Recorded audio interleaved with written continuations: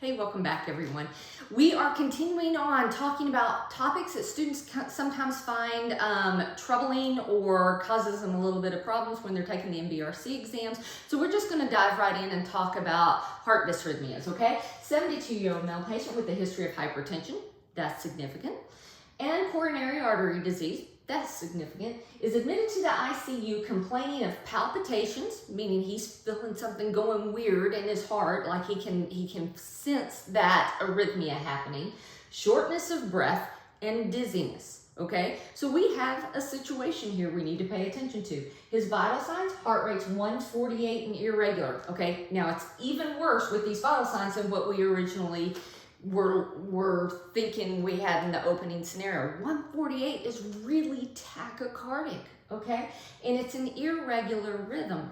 Most people, by and large, that don't have any type of cardiac disorders, they should have a regular rhythm. This guy doesn't. Blood pressure, 80/50. That's hypotensive. And with a person that's typically hypertensive, this is concerning. Respiratory rate's 32. Well, they're tachypnic also. So we definitely have an elevated cardiopulmonary workload, and they're already on 2 liters per minute and their sats are 90, which means their PO2 is about 60. All right, so we get an EKG on them, and look what we have here. All right, now you may say, I'm not really sure what that is. All right, let's talk about this. I want you to notice, see how those QRS complex, they all look the same. Now they're not regular, but they all look the same. This means the problem is not in the ventricles. The problem's in the atria. And I know this because these little jaggedy fibrillatory waves, these are P waves, and they all look the same. This is what's going on in the heart. So if we have our heart, yeah, I know your heart doesn't look like that, but work with me, okay? These are the atria and the ventricles. What I really want to focus on is the cardiac conduction. All right, here's our SA node.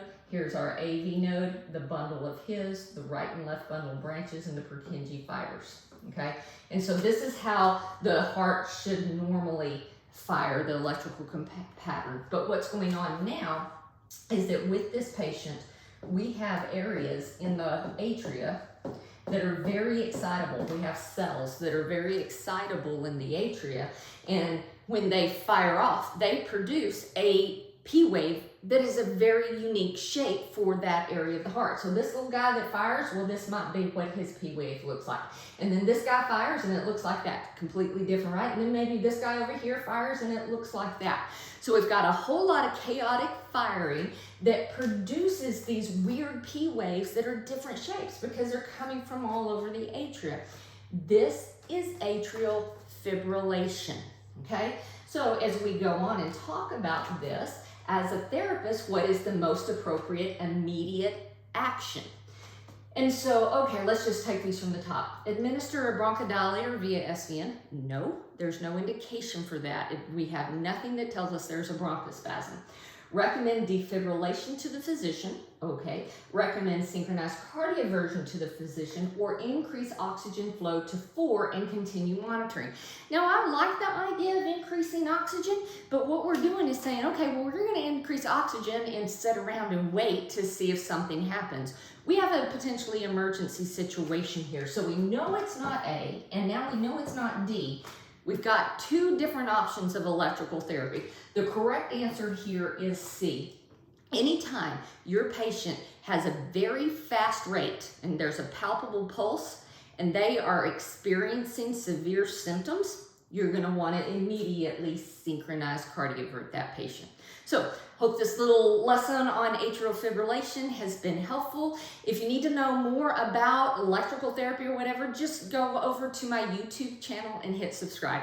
See you soon.